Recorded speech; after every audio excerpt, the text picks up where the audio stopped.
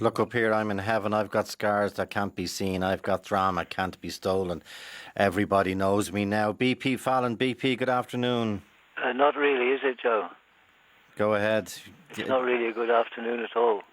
Well, we've been through it before with who? Lennon, Elvis, Michael Jackson. He's up. Mark He's up. Lemmy the other day, bless him. He's up there with the gods. You know, God's walking around pretending he's David Bowie, probably. Did you come across him much, BP? A fair bit, a little bit. We hung out for a couple of days in Detroit, and then was a bit in LA, and then the last few years in New York, we'd bump into each other at gigs and stuff, you know. He mentions New York and that Yes. piece as well. He said, "What's it? By the time I got to New York, I was living like a king." I know. I was trying to remember when the last time I saw him, and I think it was not saw him because I would see him walking around the street with his hat on, his peak cap. You know, David Bowie had this incredible ability to walk around and be completely anonymous. And then he would be David Bowie, and he would walk around, and you couldn't go 1 inch, and he'd be recognized by 1,000 people. You know, an incredible way of carrying on his life. In other words, a lot of people can't do that. He was able to do that. He could be just invisible. He could be, Mr. Loud. And I was at this gig by Holly Palmer, who was one of his backing singers, and looking round there beside my lady was DB himself, and he gave me that look. Shh. Don't give me away. I'm here. But I mean, he was a man of a trillion faces, and unusually all of them equally real. And in a world of imagery and marketing, he was always brilliant, right to the end, right now, as you just pointed out, Lazarus. Incredible, I mean, I was amazed when the last record came out, because, I know a lot of the people involved in everything, particularly Tony Visconti, the producer, who's been a friend of mine since years and years and years before he was even producing, actually, producing Mark Bolan at the beginning. And I hadn't a clue this record was being made. It was amazing how they managed to do it in these days of Twitter and Facebook and all the social media stuff. Quite brilliant man, and as I say, so many different faces. From the curly-haired hippie that we were talking about earlier on, like now, the Space Oddity chap, to this sort of androgynous freak from Mars as Ziggy Stardust, to the white soul chappie of Young Americans, to working with Trent Reznor, etc. Amazing, amazing, and all of it interesting, none of it boring. And he didn't become a boring person, which most people do. And had you heard of his illness, BP? Yes, but not to that degree. I knew he wasn't well, but no one went into details. But again, it is amazing what you say, and we go back to what Christy and Billy were saying about the internet and the first website and all that. Bowie was way ahead of his time. The fact that his death was announced on Twitter, but that in the meantime, in the last 18 months, one, the album never leaked anywhere on social media, even a mention of it, and two, his illness never featured. Well, one knew he wasn't really in the best of health. Okay.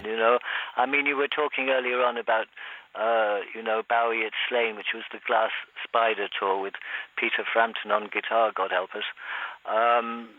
For people who enjoyed that, I don't think I would be horrible to say, well, that was probably one of the worst David Bowie gigs I ever saw. And if they liked that, well, it would have been so fantastic if they'd seen some of the other ones, because on stage he could be just completely and utterly mesmerizing. Just mesmerizing, because he wasn't really a sort of nitty-gritty 12-bar down the road a piece rock and roller. He was a very cerebral artist, and sometimes a brain isn't necessarily the most valid thing in rock and roll. Sometimes it actually gets in the way. If you think things out too much, they can become, fake. But he was able to do it with his brain because he was a soul man as well, if you excuse the pun. And he a massive appeal to a while. When I phoned my mother this morning, the first thing she said to me, and she's 86, did you hear David Bowie is dead? Wow. And my son, who's 20, when he came down out of bed early this morning, he said to me, did you hear David Bowie is dead? So he had a wide appeal. I know. Just before I came on air with you, and I don't think you'll mind me saying this, I got a text from Tony Visconti, David's producer, he said, another very sad day, too many love Tony. And it is. It is. And he was looking back when you read George Underwood, as you know, who was his school pal, and they had that little row over a girl which injured David's eye, and gave him that mismatched eyes, which were very distinctive. He said even from 8 or 9, this is stuff he's spoken about before, in school he was a genius. He was really animated, a great dancer, into music, very different, and vivacious almost, and spotted and liked by his teachers at the time. So an extraordinary character. And what's kind of forgotten is he gave the kiss of life to Iggy and the Stooges with the Raw Power album, which he mixed badly, mind you, but nonetheless. I remember him playing it to me in Detroit, and I love the Stooges. I just love them. And in latter years, I've been very honoured to have Scott Ashton, the drummer with the Stooges, playing with me. God bless him. He died a couple of years ago, and he played me. Bowie played me. He said, "Oh, I've been working with the Stooges," and I got so excited, and he played this to me. I said, "God, that's dreadful."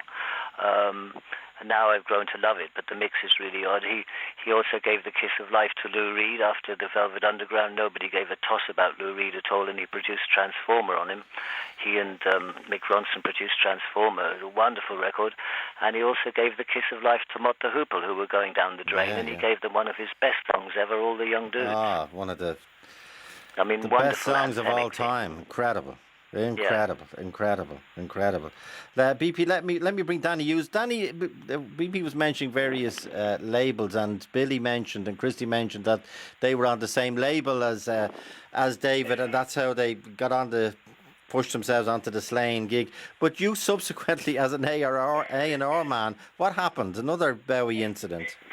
Well, I was engaged by Solomon and Pierce, who here in Dublin, who distributed RCA Records, and David was on RCA Records at the time, about 1974.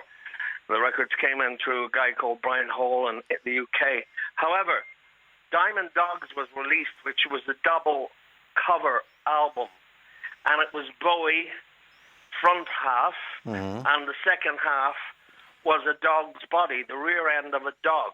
Like an Alsatian dog or something even bigger. And what's the biggest dog you can imagine? But anyway, in between the dog's legs was the dog's genitals. However, this was discovered here in Ireland, and several copies had got out to the retailers, and they were sold, of course. There was an objection here in Ireland from somebody, member of the public. So all the LPs were withdrawn. They went back to the UK, and the offending articles were blacked out, and they were put back on the market. Now, I don't know if the same thing happened in the UK, whether all the albums were withdrawn and the dog's things were removed or not. But certainly, if you look at the album, if anybody has got it, and if they have the offending articles in that album, Steve, I'm sure it must be very valuable today.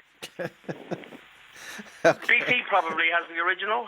I have one here. It's the first time I've ever heard a dog's willy being called an offensive article or offending. I think most dogs have one, at least the male ones do. Oh yes. Well, at that time, B.P., as you may remember, the Irish could get easily offended. They're not so easily offended today, but in those days they were. So some person complained to whoever looks after these things. Well, I mean, it's old Christopher the Mill. I mean, David Bowie was probably delighted that someone noticed that the dog had a penis. Well, there you go. So we end up... BP, how are you? Besides talking about dogs' penises, how are you? I'm incredibly well, thank you. I'm the cat's pajamas and the dog's bollocks, actually. Oh, well, there you go. Well, didn't the fellow get in trouble in saying that on the Come Dancing thing? The last time I saw you, BP, I think was at Ronnie Drew's funeral, sadly. Yes, it was, God bless him, you know. It was. No, everything's going very well. I'm making music like a lunatic. I have a wonderful band. I'm not normally in Ireland. I'm either in New York or Austin. But I'm very lucky. I'm like a yo-yo. I bounce around this planet, it seems. And people let me do what I'm doing, which is, be in a rock and roll band. Best of luck. You should come over and do one of your shows here in the Tree Depot, or whatever they're calling it nowadays. Well, if they could afford me. I shall start a general collection for you in the morning, BP. Let me bring Christy Dignan back in. Christy. How you doing? Like, I presume you've been listening to everything this morning, and it's just got bigger and bigger and bigger. From I think at one stage Japanese tweets, just tweets in Japanese, were breaking all records worldwide. That's how broad this man's influence has been. And you're just looking at all the channels this morning, everywhere, everyone is opening it. Even the lead story on RTE news bulletins today is the death of David Bowie. He's the old phrase, and we've had a few phrases here this afternoon, very welcome phrases at times, but the old phrase, "we'll never see the like of him again," seems to cliche its way into my everybody, head. Joe, you know, he touched everybody.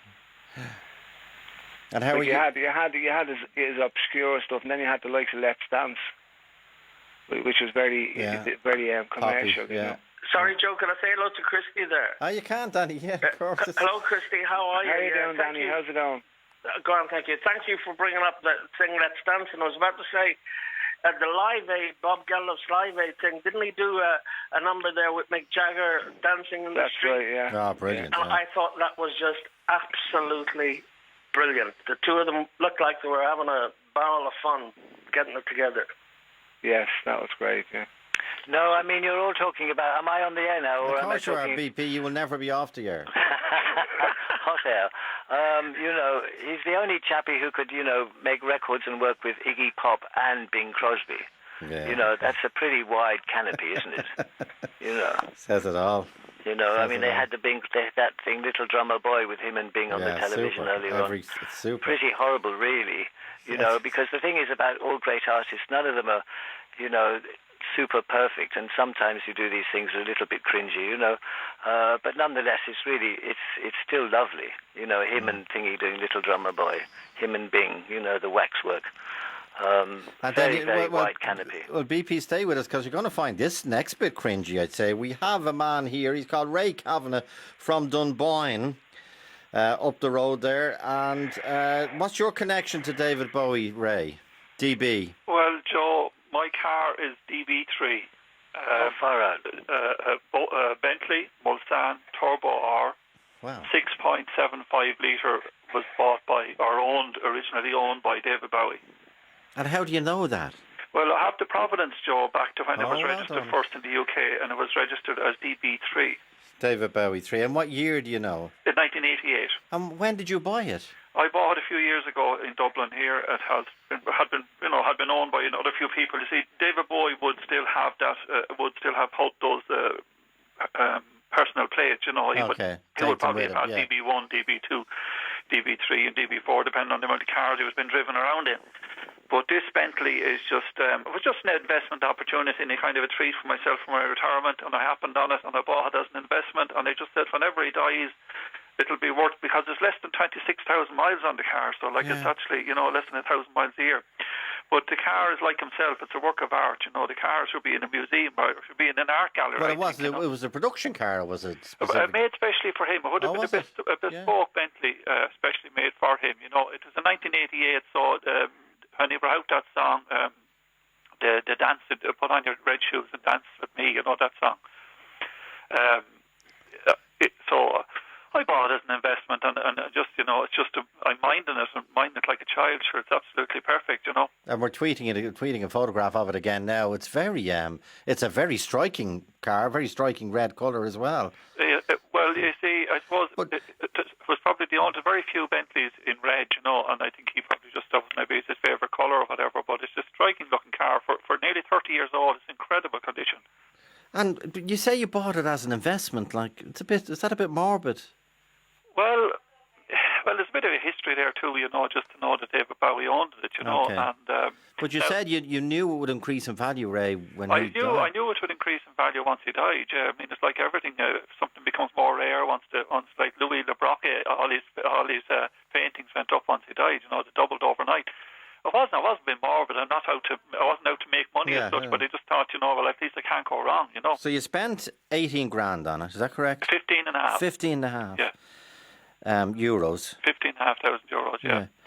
And it would have cost probably about £200,000 at the time. And how did it devalue so much then? Well, it came into Ireland. In the 90s, and whoever brought it into Ireland to have the receipt, they paid about £35,000 in VRT on it, bringing it into Ireland. And it was in dry storage for a while and this and that. I have the history right up along and all, but I love the car and I love driving it. 6.75 litre, so it's not too light on petrol.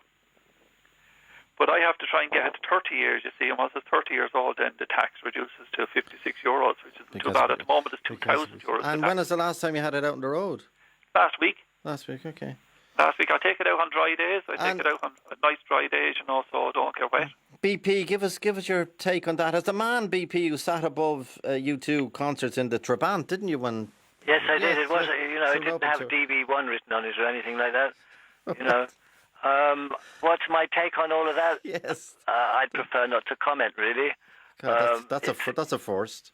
Well, yeah, but I mean, I don't want to be rude about it. It's a gentleman buying a car, because it seems to me that I can't talk about it, Joe. God bless the fellow, but nonetheless. Okay, but Ray, you have looked after it extraordinarily well. You've kept it in dry storage or whatever, and you will, as you say, you sent us a photograph, so you are open to people having a look at it, and I know people are interested in memorabilia. Have you any other cars, Ray?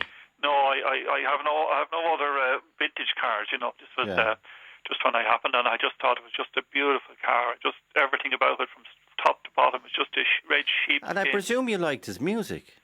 I liked his music, yeah. I liked his music, and I would play some of his music. And somebody gave me a present of a clock, a kind of a little, not a clock, what do you call it, a pocket watch with his picture on it, and I have that in the car. And just it catches everybody. It draws attention. It certainly draws attention wherever I drive it. It's just a fabulous piece of history. It's just like this car has parking sensors. It has electric mirrors. It has electric seats. It has, going back to 1988, there wasn't too many cars even with a radio. Yeah, okay. Well, that fits in with what Christy and Billy were saying. Engine. So the engine is absolutely it's like something out of an aircraft. It's just incredible. Okay. Thanks, Ray. That's Ray Cavan in Dunboyne. That photograph is up. BP is staying with us, as is Christy and Billy. Back after this. 51551. Talk to Joe on 1850 715 815.